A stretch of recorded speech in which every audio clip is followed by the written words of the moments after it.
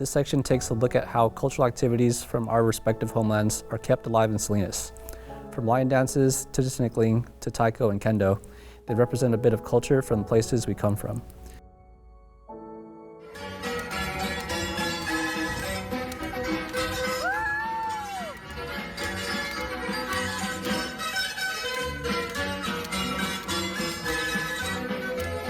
For Filipino dances, the Bayanihan dance model characterizes it into 5 suites or regions. Northern being tribal dances, warrior chants, and bird dances.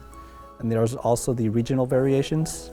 Spanish colonial, which includes Maria Clara or La Jota. Southern or Muslim, which includes Moro and Singkil, as well as rural or modern, which includes Barrio, Maglalatik, Sakuting, Pandango sa Ilaw, and the most popular tinikling. Philippine folk dance performances gained popularity out of social movements in the 1960s. Events like Filipino Cultural Night, or PCNs, helped tell the story of Filipinos and Filipino Americans who seem to have been forgotten in American history.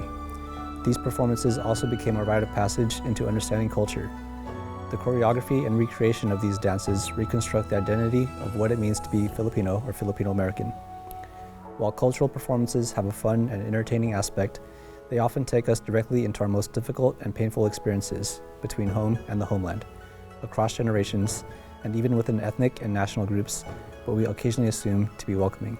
From the discipline of practicing the dance to the costumes and the planning of choreography it takes to put on a performance, these dances help tell the story of what it means to be Filipino American.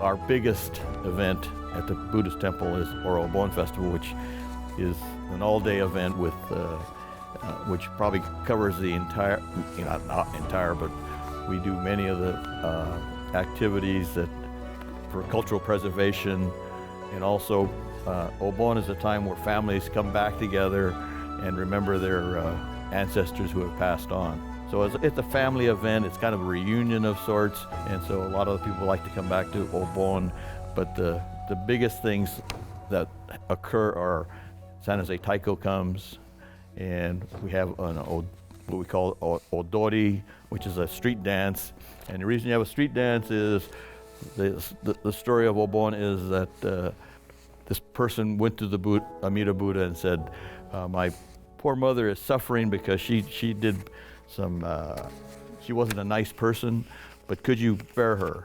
So he did, and then there was so much joy that they was dancing in the street. So that's kind of my interpretation of how Odori came about. But it's a street dance, and everybody participates, and it's not how good you are; it's more your participation and enthusiasm.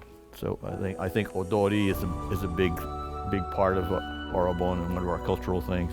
We have classical things as well, and we have martial arts demonstrations. We have active kendo groups at our temple right now.